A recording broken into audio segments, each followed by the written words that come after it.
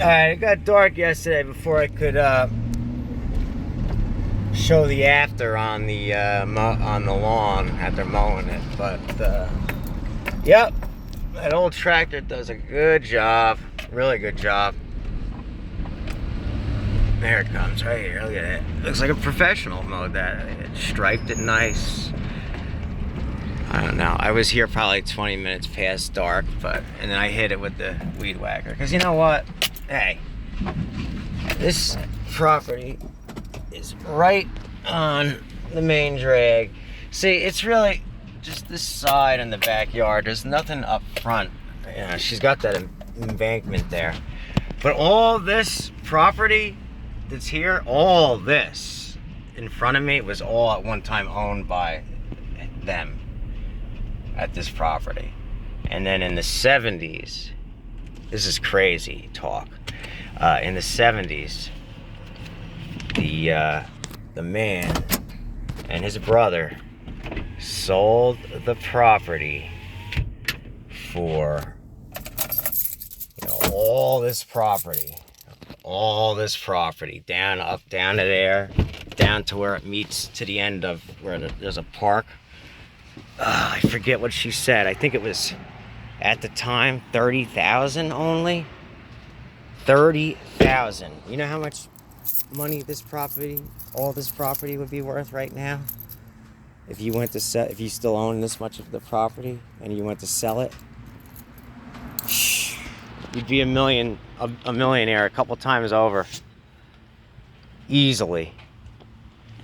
So I think even back then, they got ripped. I know it was a Jewish guy, developer, a Jewish land developer. Not that I'm saying anything bad about Jewish people. I'm just saying this was the story from the older lady that lived here. She just passed a couple years ago, unfortunately. She was a really nice lady. And now it's her daughter. And her daughter's nice too, but not as nice as she was. The matriarch was just one of the nicest ladies I ever met. You know, and you know, it was unfortunate when she passed. Look, there it is. It looks great. But yeah. So once she passed, I went ahead and kind of took over, you know, as far as maintaining the property, and sold the car for the daughter because she doesn't drive. And then I was able to use the garage. So now I use the garage. And like I said, in the beginning, I worked here a little bit, but then I just got so much stuff, so much machinery over the last, however long it's been now, 3.5, 4 years, that it's being used more as a storage area right now than a you know, a shop. But eventually, I'm gonna switch it over to where once I got enough of this crap removed, I'll be able to work in here. So this way I'll have a roof over my head, I've got an air conditioner, I've got a heater, and I'll be set. So even in the winter, but no matter what, whether it's raining, sunny, hot, cold, snowing, whatever it is, it won't matter. I'll be here with space and peace of mind. And it's only 2 minutes from my house, so that's nice. And that's the game plan. And it should have already taken effect. It's just that, like I said, it got so far out of control.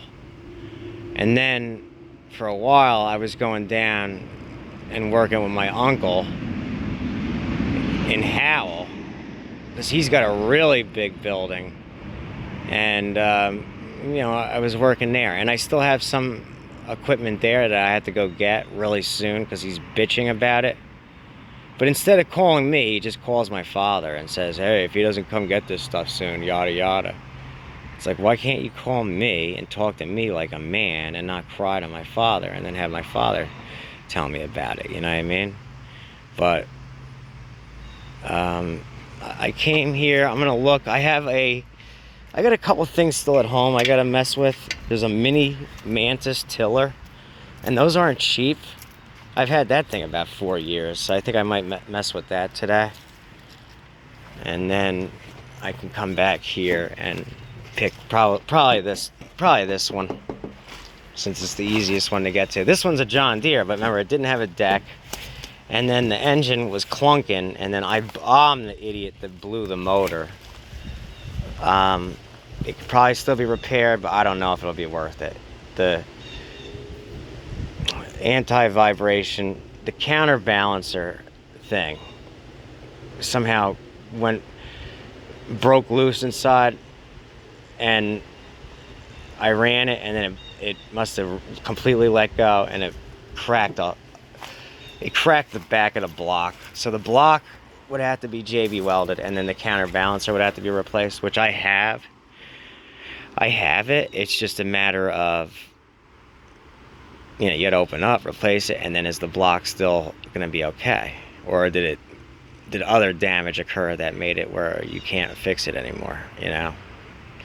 There's one more push mower left here, but this, and also this one too. I got this one, what is it now, 2 years ago? This was in beautiful condition when I originally got it. It runs and everything. The only problem with it is it's got an older shitty Tecumseh, like a 6 horsepower old Tecumseh, but I got a nice 10 horse Briggs in there for that. And even this one too. I got this thing, wow, not last winter, winter before that, yeah, 2 years ago in January. So January 2020? No, January 2019, because in 2020, yeah, it was, no, you know, it was right, I think it might have been right before COVID. But anyway, this one, the paint's still not bad. It can be cleaned up and touched up with the Hunter Green. But I'm not sure yet if I'm gonna do where I turn this one into a nice Regal or a Sunrise Red, because then it'll look like a modern tractor. But otherwise, it's a good unit. It's got a good solid heavy 12 gauge deck. It's got a good 12.5 horse Briggs motor. It's just, you know, there's been pests now. You can see the chew marks. So one of them, it's got to go soon. But I've got, like I said, my uncle crying about getting the last of my stuff over there out.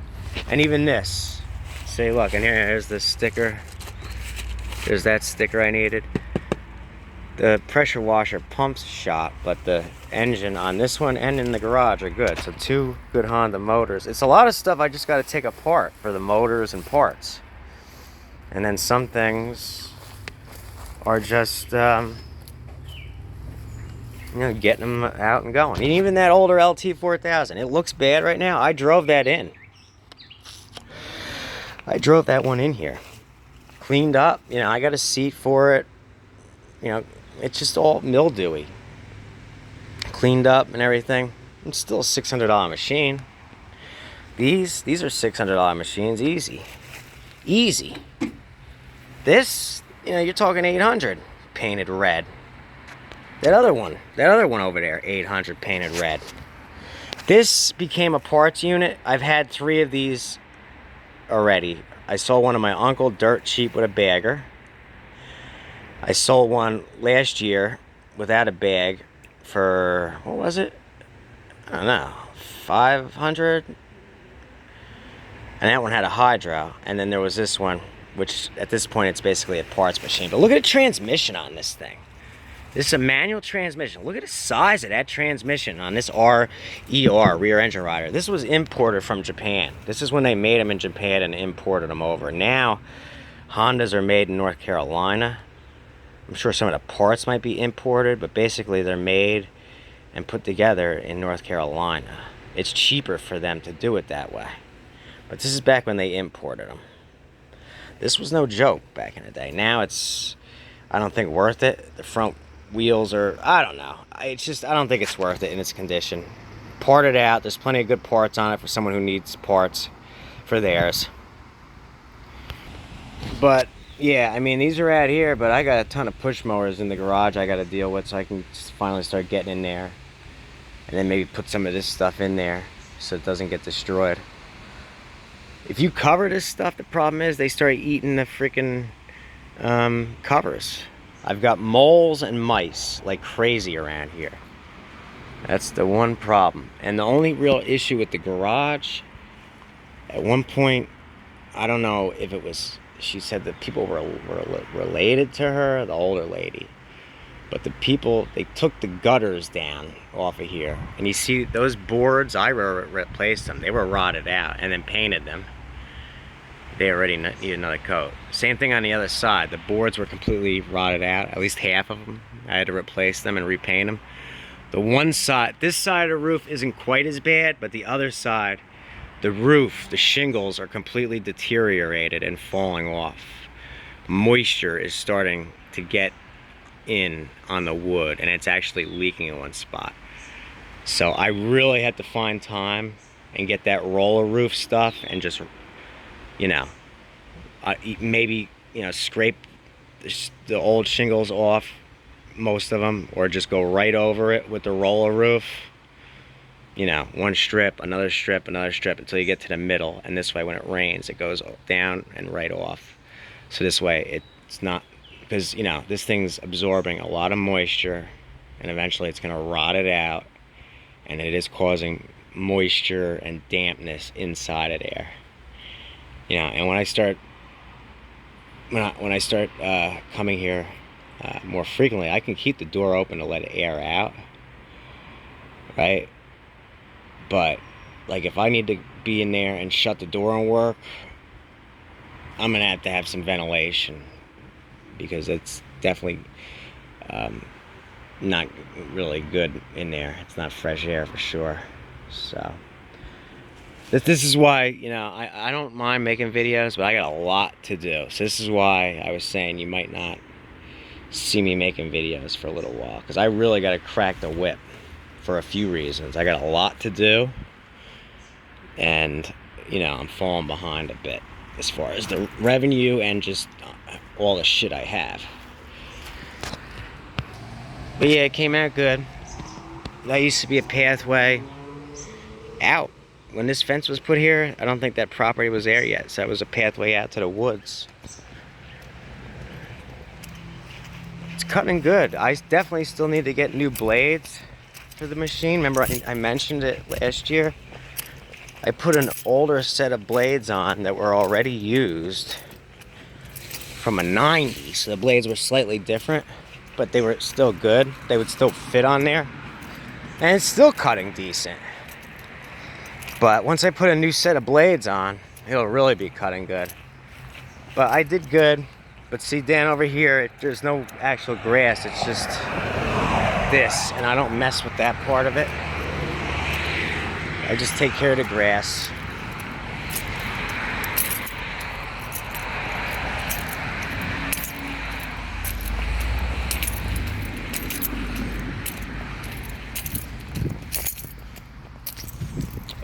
I used to mow some lawns on the side when I was younger. On the side, it wasn't something I did full time. It was on the side with a real job. So how anybody could make fun of somebody or talk shit about somebody for working extra hard is beyond me. You can't let people let stuff like that bother you. And you know what?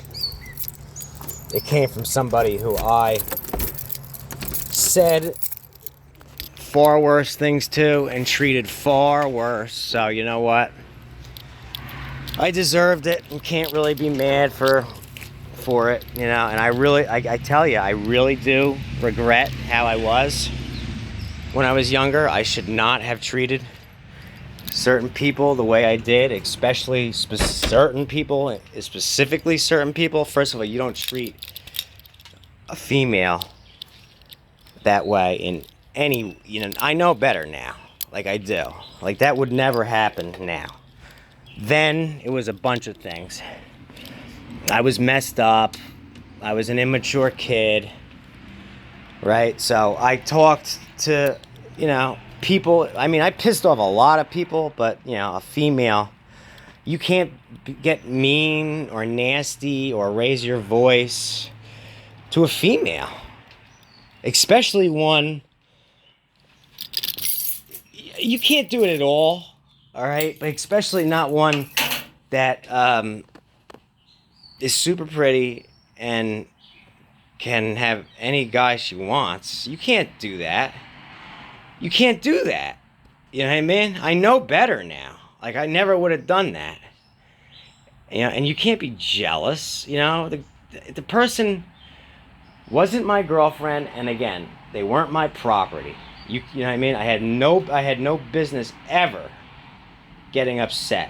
The one time I got upset, I got rightfully upset because I gave my friend and this chick a ride back to his house, which was only a couple blocks away, and they both sat in the back seat of my car, and they were making out in the back seat of my car like I was a cab driver. So I got mad, but you know what? I still shouldn't have gotten mad or reacted in the way I did. You know, because then when we got there, the person asked me to do something, and I said okay in a very mean way, and then I peeled out of there. And when I did that, I hurt the person's feelings, and then they turned around and did something to me that was far worse, and then also betrayed my trust, and then that was the end of it. And you know what? You can't go back now. That person will never have anything to do with me. I did things to that person now that when I think about it, it makes me sick. Some of the things I did. I can never be forgiven for that. It just, you know, I mean, I could be forgiven, but there's no way that you can't ever take that back. What that happened, you know? And it's unfortunate. And so now, you know, I'm all upset about it, and it's going to be something that I have to live with, okay? So things that happened, you know, I was an asshole. And then there was extra stuff that goes along with it, you know. But I mean, I'm a harmless fella. You know what I mean? And I was just lonely and lost in the world, really. That's all that was at that point when it came to other things. You know, if I was where I am now, then I would have never treated that person and basically anybody the way I did. And things would have been a lot different right now. I wouldn't be, you know, as much of a loner as I am and have people ignore me the way they do. But you know what? Hey, I was young, I was stupid, okay? I was immature, you know, and I stayed to myself 10 years, and I'm finally just getting back out, and I'm trying to rebuild my reputation and get out there now. But, you know, it's just sad that I missed a lot of good times in my 20s. You know, I should have been out having a good time, partying like a normal 20-year-old, hanging out, doing, I'm not going to say specific explicit things, but the same thing everybody else was doing. You know? And I missed out. And now all these years later, you see so many people are already married and have kids. And I just did things the wrong way. But that's okay, because you know what? I'm good now. All right, you missed out on that, but you still have a long life ahead of you. You're still young. You're still young yet. I'm still young yet, and I even look younger than I am. So, I mean, with that, just get yourself out there. You know, you just got to put yourself out there. But I think a lot of it's going to be, unfortunately, you're going to have to do it away from here, because the reputation that you have built for yourself around here, it's going to be hard to reverse. So. But anyway, I just came to show the end result of the lawn. I've got a couple things I got to deal with over at home, and then we'll pick something, and then I got to call up him, my uncle, and make a time to go pick up a couple things. I got a wheel horse I got 2 Toro wheel horses over there. One has a larger deck and a Vanguard engine, an actual Vanguard Briggs engine, and the other one was a regular 1238, 12 horse 38 XL pedal drive. That one has, that flathead, that's got a blown motor. It's probably the first time I saw one with a blown motor. I'm gonna make one good one out of two. I'll probably end up taking the hood. The hood on the 1238 is good. And then,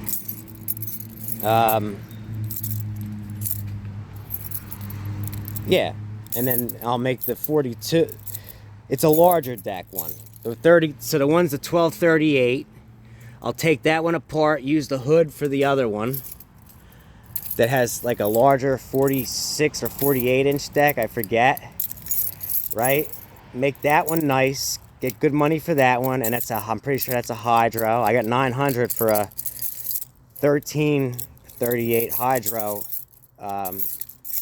2 months ago. It was one of the first tractors I sold for the season, so I should be able to get pretty good money for that one. And the other one I'll take apart for its parts and sell the parts and keep some of the parts for what I need, and that's what I'm going to have to do. In fact, I'm probably going to have to call him now and let him know. Get a game plan, and I'm going to tell him, listen, I can come get those two to start, get them knocked out, and then I'll come get the rest. Because after that, I have a Simplicity. It has a V-twin with a bad cam. Probably going to end up just parting that one out, and I'll fix the V-twin, sell the V-twin motor and parts. I've got a Craftsman there with a V-twin. It's a nicer Craftsman. It's missing one plastic lens on the hood. I'll probably just order that.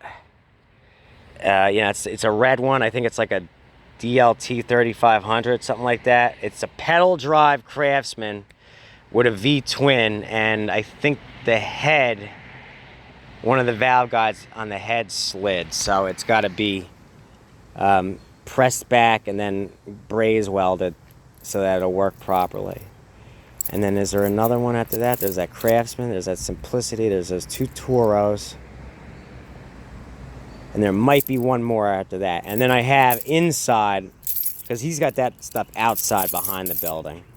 Inside, I have my Cub Cadet 1650, the 1979-1980 unit, which I would have liked to have kept if I got a larger property. Say if we had moved to South Jersey, I would have liked to have kept that. But realistically, I'm probably going to end up selling that. That has the Kohler cast iron 16 horsepower. It's a nice, solid machine, but it could really use a good paint job, paint work. And it's got like that rough kind of surface rust. So I don't know yet what I'm going to do with that, whether it's sell it as is. It's got the nice sealed... There's a video of it. Check it out on my channel. It's got the glass General Electric sealed beam headlights. It's a hydro, but the hydro's on the dash. It could definitely use motor mounts. It rattles, but it operates, and it's no joke. That's inside, and then I have a bunch of parts there, some couple engines and stuff. Because, I was going there, and we were working together on the regular, but it's like a 40-45 minute ride from here every time to get there.